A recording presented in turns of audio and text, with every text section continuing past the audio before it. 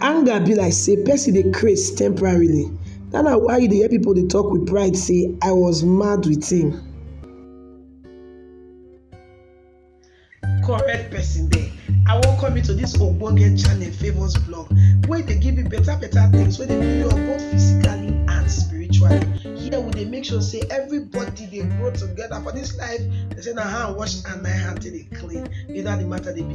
This is the first time when you dey join us, or you don't join us before, but you never do the needful. What if the needful? Hit the subscribe button. Touch that will be like bell for notification bell. So anytime we drop video, because one of the first persons to know say better don't share on top Favours Blog. As the matter they hot, we could dive right into what we bring up for you today. Don't go anywhere. We dey come back.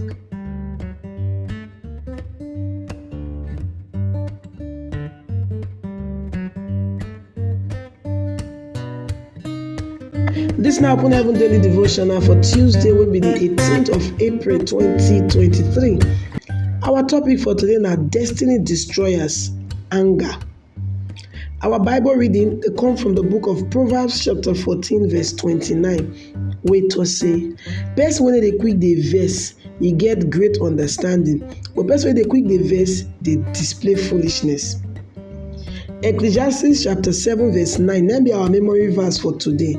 And it does say, may you know the quick the verse, because anger it dey rest for the bosom of people who not get sense. Make we enter the main message.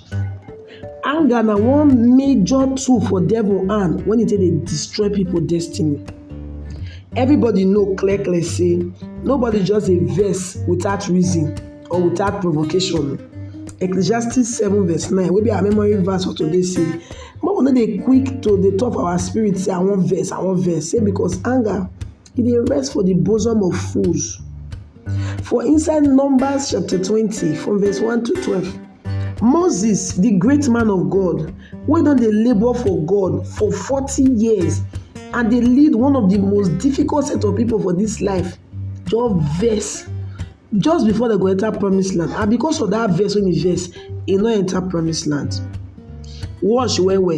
Anytime when something won't make you verse, make you check yourself sharp, because the devil feel they prepare to attack you.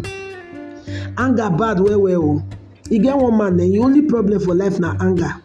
He go verse so tey if he do anything when he verse, he just buy brand new motor, park am in front of his house, and he dey rejoice. As they rejoice, his small pikin come use sharp object and scratch the new motor. As the man see am, out of annoyance, now you the first one he see na hammer. He carry the hammer, use that thing knack the pikin hand. As he see wetin happen, now he rush the pikin quick go hospital. As he reach hospital, doctor say the only solution na to cut the hand, the fingers they comot. The following day, he come go see the boy for hospital. The boy come tell am say, daddy, my finger go grow again. The man come go house with heavy heart. That day come decide to go check wetin the pikin even write for the motor body sef. Wetin the pikin write for the motor body na, daddy I love you. The man the thing pain am so tey only he poof himself. Anger be like say person dey craze temporarily. That's why you go hear people dey talk am with pride say I was mad with him. They go talk am, they go dey raise shoulder. If you really want to fulfill your destiny, you need to deal with anger for your life. Proverbs 16 verse 32 tell us to say, person wey no dey quick dey vex, e better pass person wey get power. And person wey fit control his spirit better pass person wey conquer full city. Rule over your spirit, not let anger put you for ground. Make we pray this prayer point together.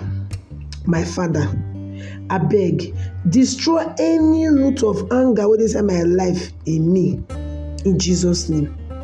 Prayer like this again. Say anything that make me dey quick dey vex, Baba take am comot for me. Unnecessary anger wey fit make me dey destroy anything when I see, Baba comot am for my life. Drive away the spirit of anger from my life. Make I no go use annoyance to destroy my destiny. In Jesus' mighty name we pray. Amen. Now, Pastor E.A. Adeboye will be the General Overseer of the Redeemed Christian Church of God. Now him write this Open Heavens Daily Devotional. God bless you.